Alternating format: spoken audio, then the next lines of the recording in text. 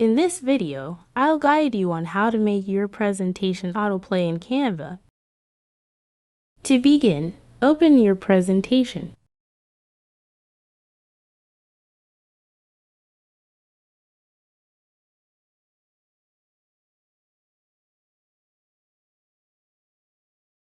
Select your slides.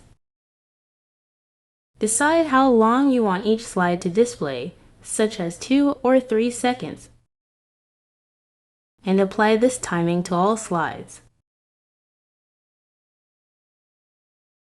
Next, click on Present and opt for the Autoplay feature.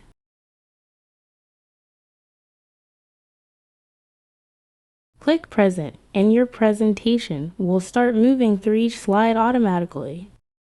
To pause the autoplay, simply click the Pause button located at the bottom of the presentation.